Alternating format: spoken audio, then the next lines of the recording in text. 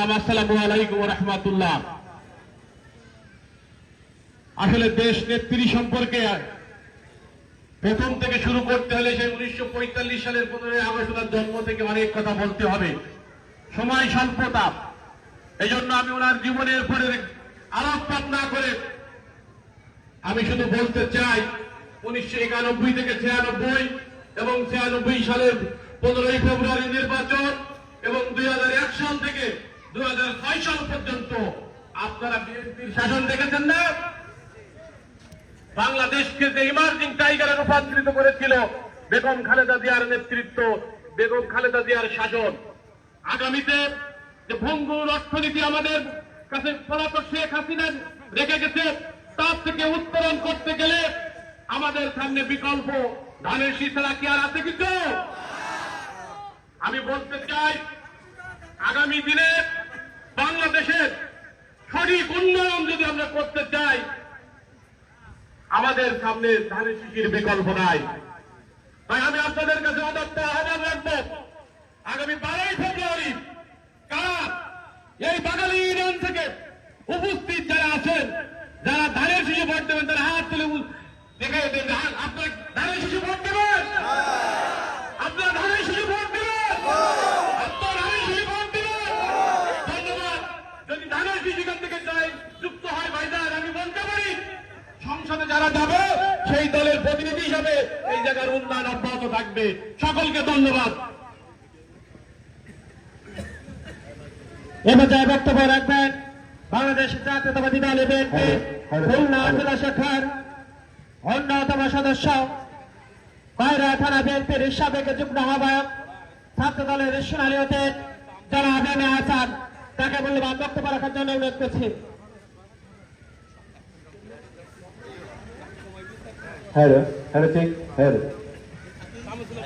বিসমিল্লাহির রহমানির রহিম।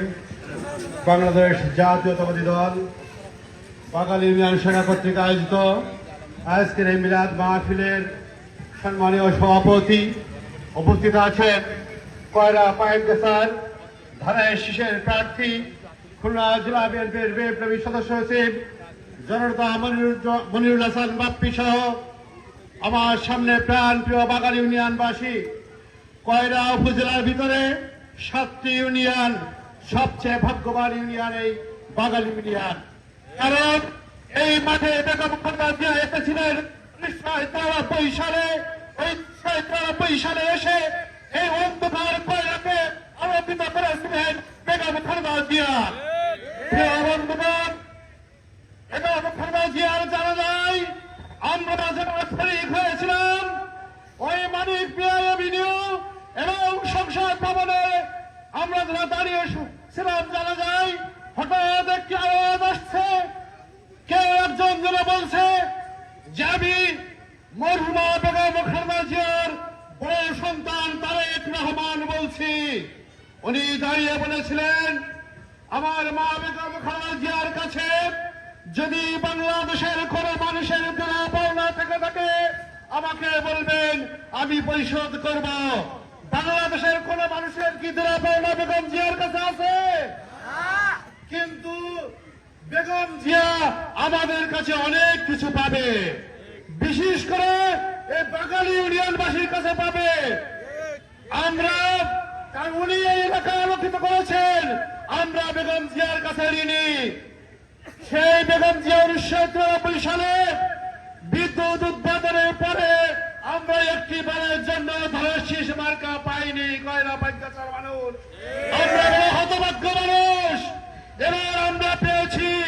এবার উনারই ছেলে তারেক রহমান আমাদের জেলা বিএনপির বিপ্লবী সাধারণ সম্পাদক মনিরুল হাসান বাপ্পিকে এই অবহেলিত কয়রা পাইকগাছার মানুষের ভাগ্য উন্নয়নের জন্য পাঠিয়েছেন। আমরা বেগম জিয়ার ছেলে তারেক রহমানকে এবার আমরা মনিরুল হাসান বাপ্পিকে কয়রা পাইকগাছা থেকে জয়যুক্ত করে এই ঋণ পরিশোধ করতে চাই। আপনারা কি রাজি আছেন? সবাইকে ধন্যবাদ। এবং একটি কথা বলতে চাই, বিএনপি করতে হলে, জনগণের কাছে ভোট দিতে হলে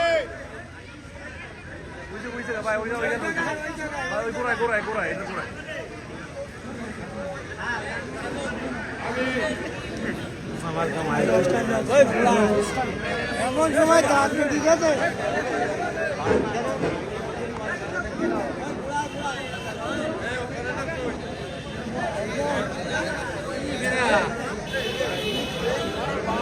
টাইম আছে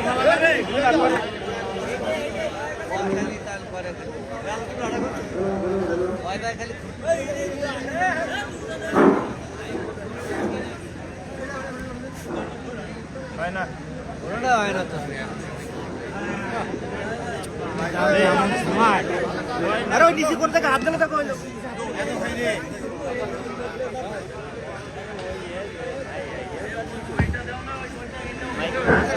ভাই কথা বলেন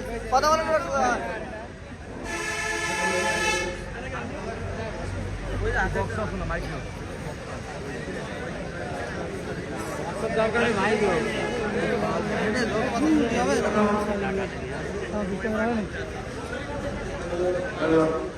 আমি পরিশেষে আমি সবাইকে সুস্বাস্থ্য দীর্ঘ কামনা করে মানুষের সঙ্গে সুন্দর ব্যবহার করে মানুষের ভোট আমাদেরকে নিতে হবে এই আশা ব্যক্ত করে আমি আমার বক্তব্য এখানে শেষ করছি। আল্লাহ হাফেজ, সবাইকে ধন্যবাদ।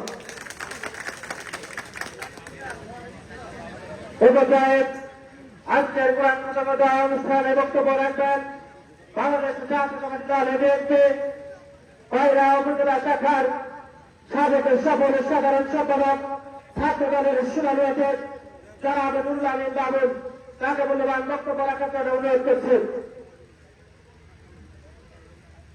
বিসমিল্লাহির রহমানির রহিম।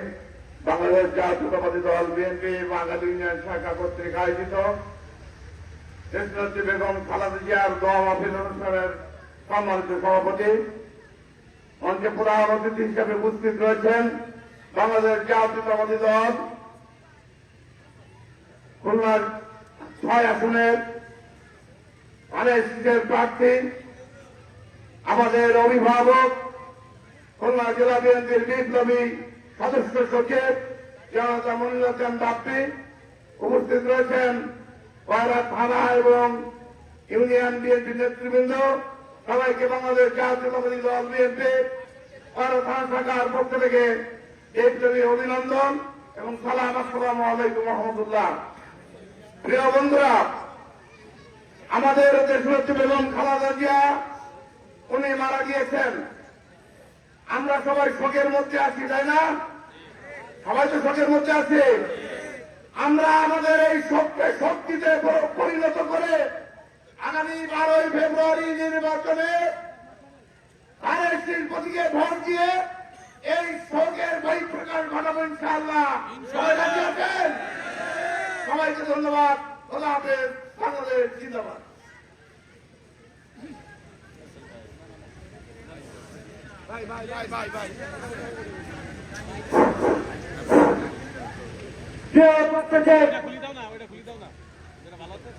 আমরা আজকের এই মহান অনুষ্ঠানে যে মানুষের দুটি কথা শোনার জন্য অধীর আগ্রহে প্রহরে বলছিলাম, আমাদের সেই প্রিয় নেতা কয়রা বাইকে স্যার ধানের শিশের কাণ্ডারে বাংলাদেশ জাতীয়তাবাদী দল বিএনপির বর্তমান চেয়ারপারসন ছাত্র দলের সাংগঠনিক অভিভাবক দেশকে জানাবে তারেক রহমানের বিশ্বস্ত হিরণময়ী হাতিয়ার আগামী জাতীয় সংসদ নির্বাচনে যে মানুষটি কয়রা বাইকে স্যার ধানের শীর্ষ নিয়ে নির্বাচন করবেন প্রিয় নেতা যারা গেছে মনিরুল হাসান বাপ্পি, তাকে মূল্যবান আলোচনা করার জন্য বিশেষভাবে অনুরোধ করছে।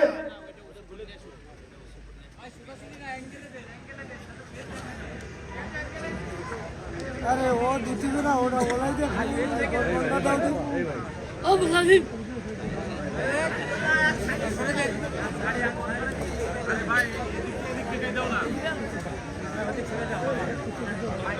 সামনের সবাই চেহারা দেখতে পাবে। মাইকটা ঘুরে যাবে না, মাইক ঘুরে যায় না তো। হ্যালো হ্যালো সবাই বসে সোজা দাও। বিসমিল্লাহির রহমানির রহিম। আমার প্রিয় বাঙালিবাসী, আজকে বাঙালি ইউনিয়ন বিএনপি কর্তৃক আয়োজিত দেশনেত্রী বেগম খালেদা জিয়ার দোয়া অনুষ্ঠান 30শে ডিসেম্বর জাতির শ্রেষ্ঠ সন্তান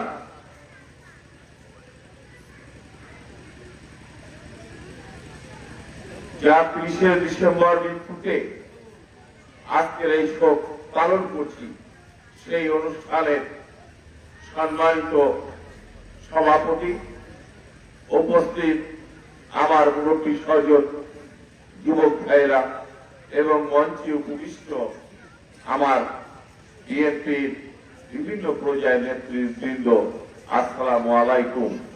হিন্দু ভাইদের আদাব।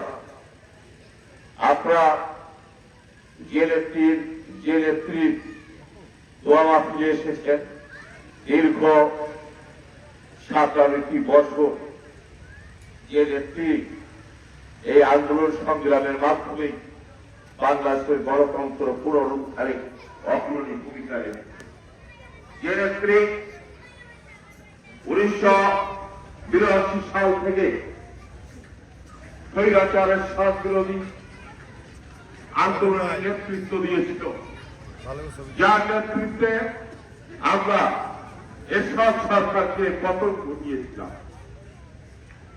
যে নেত্রী 17 বছরের মধ্যে 1.5 বছর অন্ধকার কারাগারে যাকে আটকিয়ে রাখা হয়েছিল, পরিত্যক্ত একটি জেলখানা, যেখানে অন্য কোনো কয়েদিরা থাকেন না।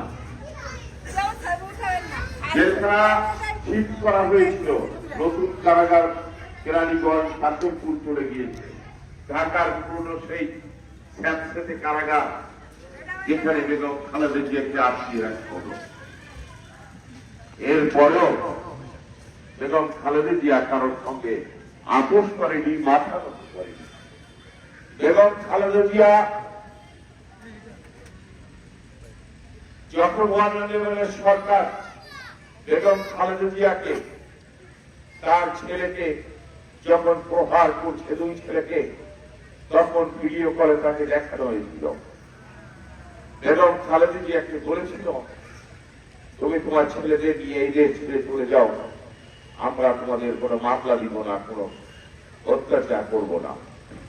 বেগম খালেদা জিয়া সেদিন বলেছিল, আমার 2 সন্তান অত্যাচারিত হচ্ছে, আর এই যে বাংলার 16 কোটি মানুষ যারা আমার মুখের দিকে তাকিয়ে আছে, যারা আমার সন্তানের মতো, তাদের ফেলে রেখে আমি বাংলাদেশ ছেড়ে যাব না।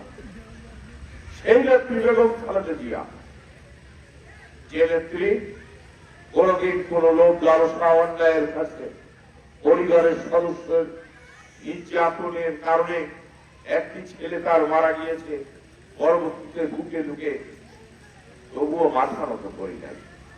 আরেকটি ছেলে লন্ডন পাঠিয়ে দেওয়া হলো, জোর করে ট্রেনে তুলে দেওয়া হলো। এখনো পর্যন্ত তারেক রহমান দাঁড়িয়ে, অনেক সময় দাঁড়িয়ে থাকলে তার এই ব্যাগকে মেরুদণ্ড সাড়ে ব্যথা করে, এ সময় দাঁড়িয়ে থাকতে পারে না, এ সময় দাঁড়িয়ে থাকতে পারে না। আজকে যে নেত্রী জানাজা আপনারা দেখেছেন, ঢাকা শহরে লক্ষ কোটি জনতা তার জানাজা পড়েছে,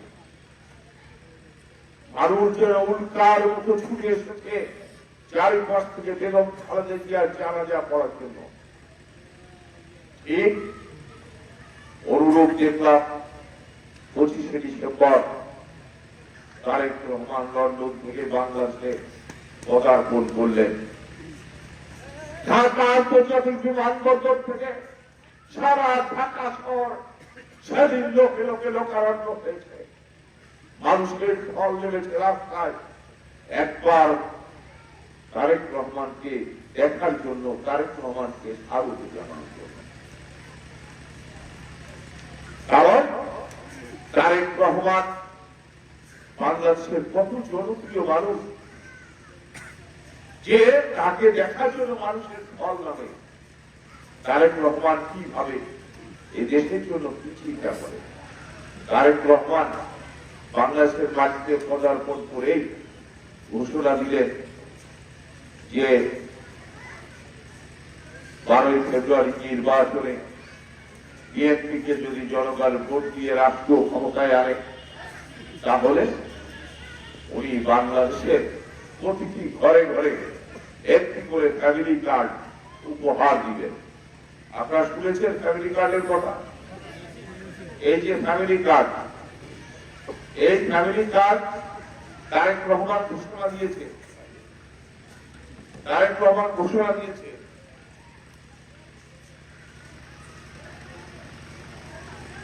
কি আছে এই ফ্যামিলি কার্ডে?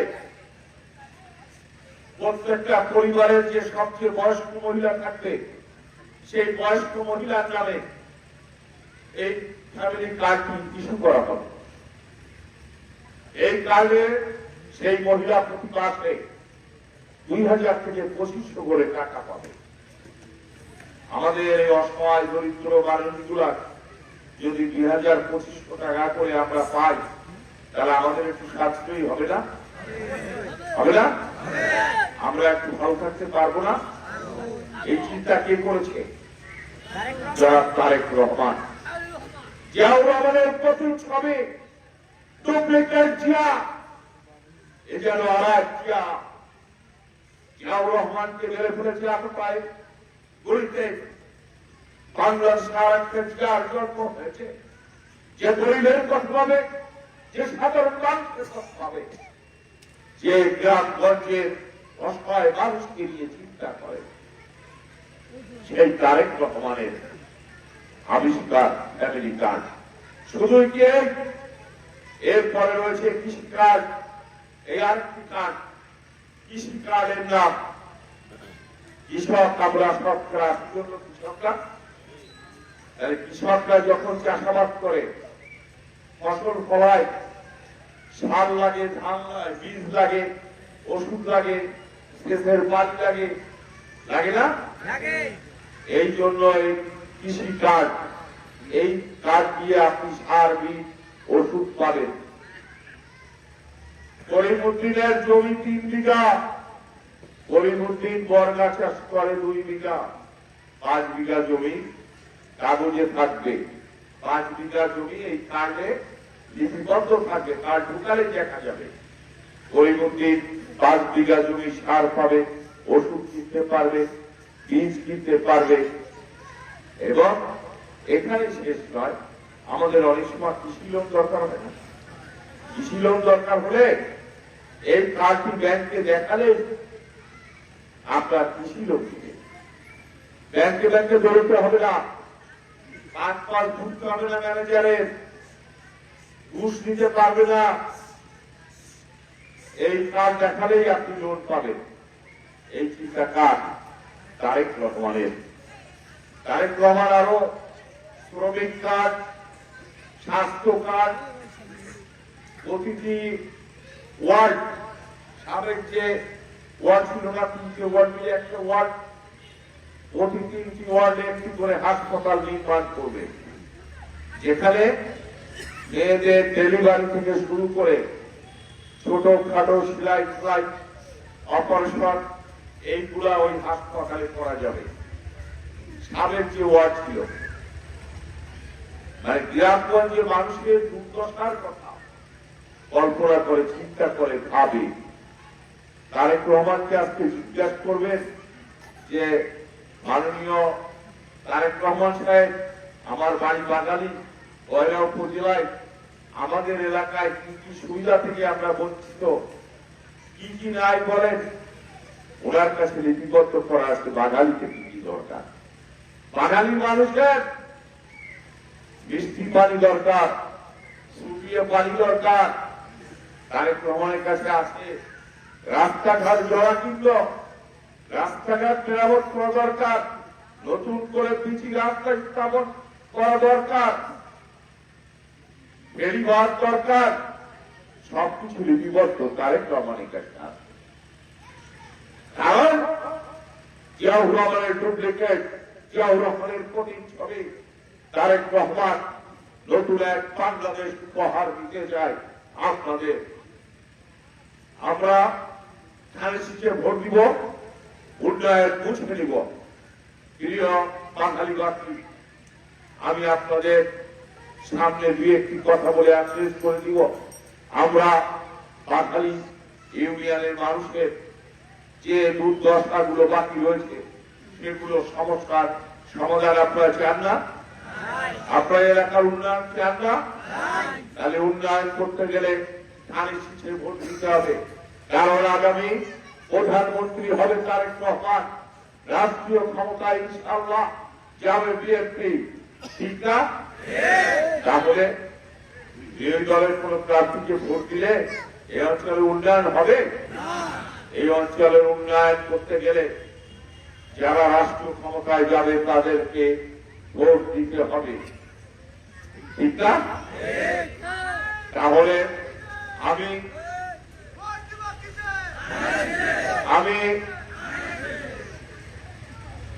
ধানের শীষে ভোট না দিয়ে অন্য প্রার্থীকে ভোট দিলাম। শুধু চেয়ে চেয়ে দেখতে হবে 5টি বছর আবার উন্নয়ন বঞ্চিত হবে এলাকার মানুষ। আমাকে নিয়ে কথা হয়, আমি কোথা থেকে এসেছি, আমার বাড়ি কোথায়, বলা হয় আমার বাড়ি এলাকায় না। কথা তো সত্যি কথা, বাড়ি তো আসলে এলাকায় না। যিনি বলেন জামাতের প্রার্থী, আমিও স্বীকার করি আমার বাড়ি আসলে এলাকায় না। আমার বাড়ি রূপসার শিল্পতলা ইউনিয়নে। আমি ওই ইউনিয়নের চেয়ারম্যান ছিলাম দীর্ঘদিন। 2 বার স্বর্ণ পদক পেয়েছি বাংলাদেশ সরকার থেকে। বাংলাদেশ সরকার আমাকে 2 বার স্বর্ণ পদক দিয়েছে এই উন্নয়ন করার জন্য। আমি রাখলেই আমি স্বর্ণ পদক পেয়েছি। আমি বাস করি খুলনা শহরে, আমার বাড়ি আছে সেখানে। আর যিনি আমার দিকে পিঠ ছুঁড়ে এই কথাটি জনগণকে বারবার বুঝাতে চায়, তিনি কোথায় থাকেন জানেন আপনারা? উনিও কিন্তু খুলনা শহরে বাড়ি আছে, খুলনা শহরে থাকেন। উনিও খুলনা থেকে আপনাদের মাঝে আসবেন, আমিও খুলনা থেকে আপনাদের মাঝে আসবেন। তাহলে উনার সাথে আমার পার্থক্যটা কোথায় আছে? আমি পার্থক্য একটু আছে। আমি মাঝে মাঝে শুনি উনি কয়রার সন্তান। কয়রা মাসিকে বলা হয় ভোটের জন্য উনি কয়রার সন্তান। আসলে কি ওনার জন্ম কোথায় জানেন আপনারা? এটা তাহলে ইন্ডিয়ায় জন্ম, আপনারা জানেন। যাক, ভালো কথা, ইন্ডিয়ায় জন্ম। আমি মাঝে ওনার বাড়ির সামনে এলাকায় ভোট চাইতে গিয়েছিলাম। ওনার ওখানে একটি চার দোকান আছে, চার দোকানে বসে চা খাচ্ছিলাম। আর ওখানে এক মুরব্বীকে প্রশ্ন করলাম, মুরব্বী বসে আছে। আমি জিজ্ঞাসা করলাম, চাচা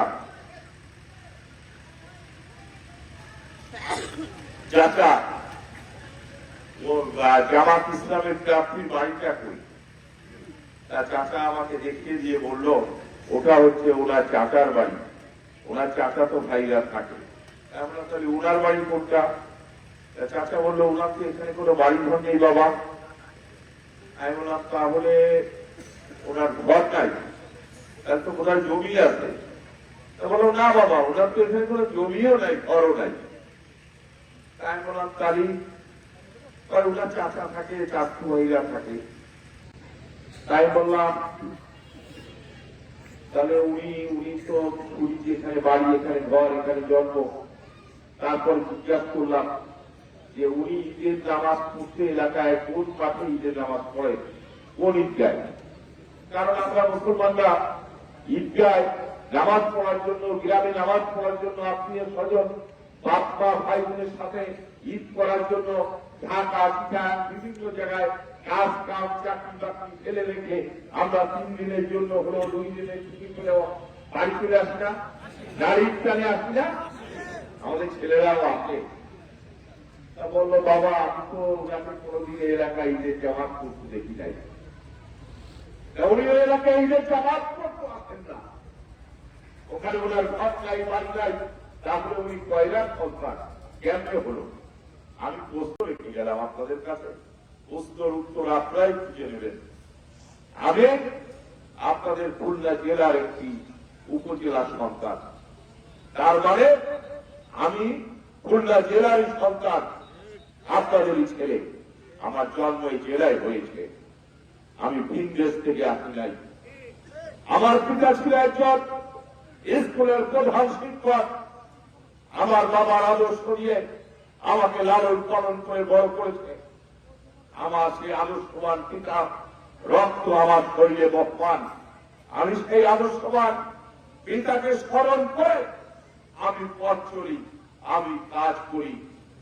দীর্ঘদিন চেয়ারম্যানই করেছি, কোন দুর্নীতি আমাকে স্পর্শ করতে পারে নাই। কখনো কোন অন্যায়কে আমি প্রশ্রয় দেই নাই। আমি কয়লাবাসীকে বলে যাই, বাঙালিবাসীকে বলে যাই, আমার দ্বারা আপনারা প্রতারিত হবেন না। আপনারা আপনাদের কোন ট্যাঙ্কি বিক্রি করে, পানি ট্যাঙ্কি বিক্রির কথা বলে যে আপনাদের কাছ থেকে 10,000 টাকা নিয়েছে, আপনাদের সাথে প্রতারণা করেছে, আপনাদের ভোট দিয়ে উন্নয়ন করে নাই, তার দায়ভার আমার উপর চাপাবেন না। কারণ উনার মতো আমি হব এরকম কোন কথা নাই। আমি আমার জায়গায়, উনি ওনার জায়গায়। কেউ কেউ আমাকে দিয়ে তার সঙ্গে তুলনা করে বলতে চায় এবারে ভোট দিলেও একই অবস্থা হবে না। বাঙালিবাসী শুনে রাখো, একই অবস্থা হবে না। আমি যেমন একজন শিক্ষকের সন্তান, আমি তেমনি তারেক রহমানের একজন আদর্শবান সৈনিক। এই তারেক রহমান আমাকে আপনাদের মাঝে পাঠিয়েছে। তারেক রহমান নিজে আমাকে আপনাদের মাঝে পাঠিয়েছে। আপনাদের এই অঞ্চলের, অবহেলিত অঞ্চলের উন্নয়নের দায়িত্ব নেওয়ার জন্য আমাকে পাঠিয়েছে। আমি সেই দায়িত্বটুকু পালন করতে চাই। আপনারা একবার ভোট দিয়ে দেখবেন, যদি থাকে তাহলে অভিশাপ দিয়ে আপনাদের অভিশাপে আমি শেষ হয়ে যাব। আর যদি ভালো কাজ করিয়ে হাত তুলে মহান আল্লাহ তাআলার কাছে আমার জন্য দোয়া করবেন। আমি আর কথা বাড়াবো না, যেহেতু আমাদের দোয়া হবে। সবাই আজান দেওয়ার সময় হয়েছে। আপনারা ভালো থাকবেন, সুস্থ থাকবেন। আমার বাঙালিবাসীর সঙ্গে আবারও যেন আমরা 12 তারিখের পরে উন্নয়নমূলক কাজ দিয়ে কথা বলতে পারি, বসতে পারি, কাজ করার সুযোগ পাই, এই আশাবাদ ব্যক্ত করে আমি আমার বক্তব্য শেষ করছি। আল্লাহ হাফেজ, ভালো থাকবেন সবাই। ধন্যবাদ।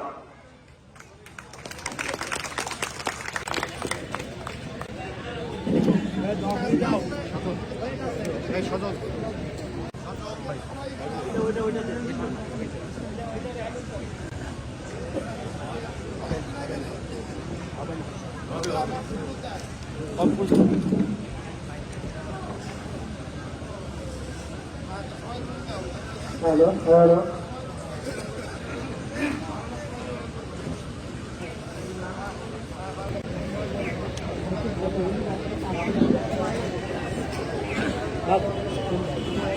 আজকের এই কোরআন খতম এবং দোয়া অনুষ্ঠানের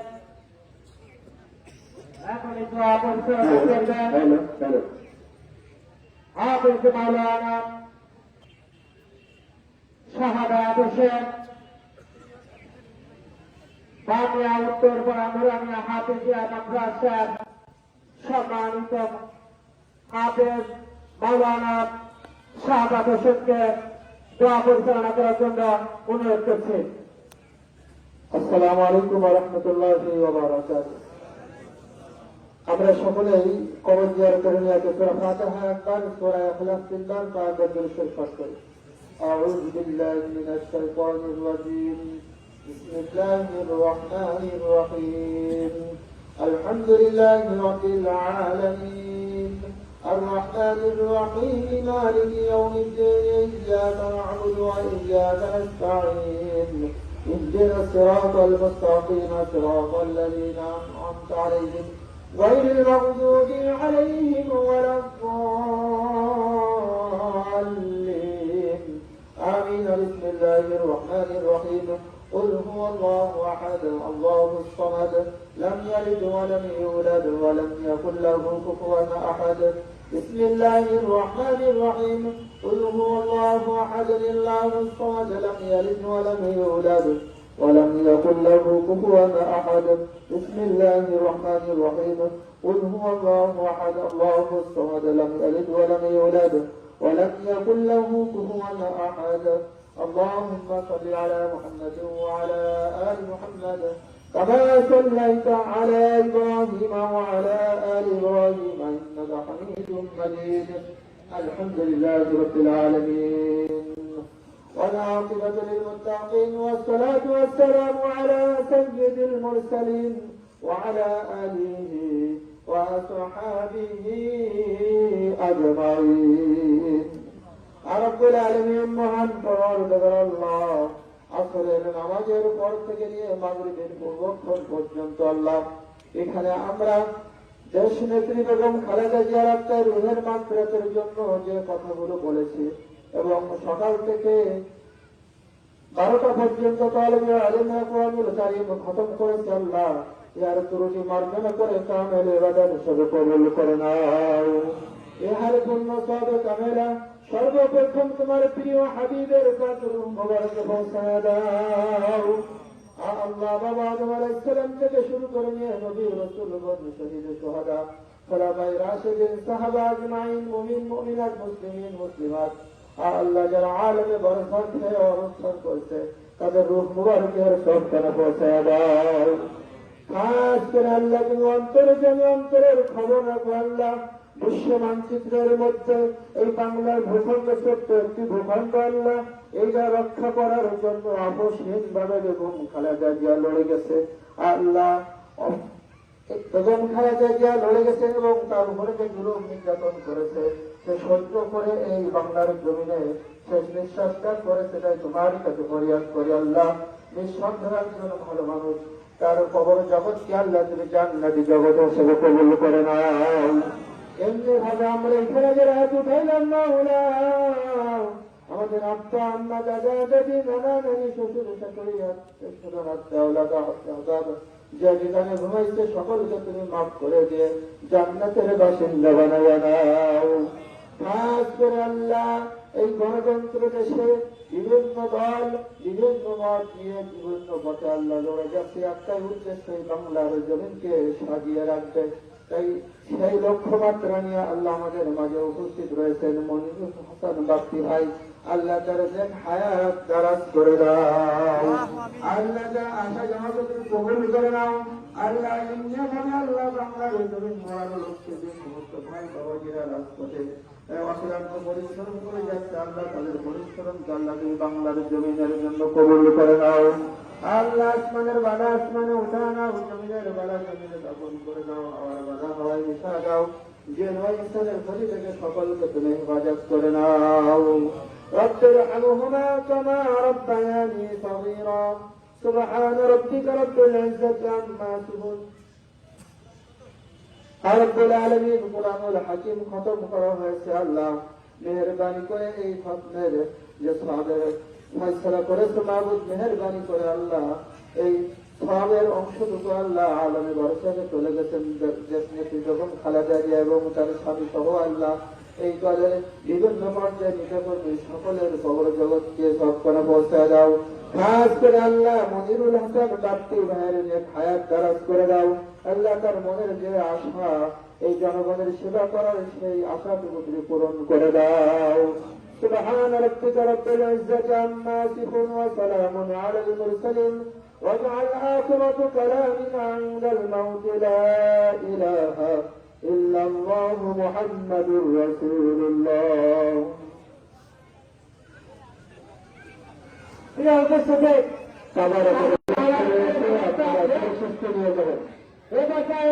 আলোচনা সভায় রাখবেন বাংলাদেশ জাতীয়তাবাদী দল বিএনপি বাগালী ইউনিয়ন শাখার সাবেক সকলের সভাপতি যারা আলোচনা রাখতে রহিম তাকে সমাপনী বক্তব্য রাখার জন্য অনুরোধ করছে।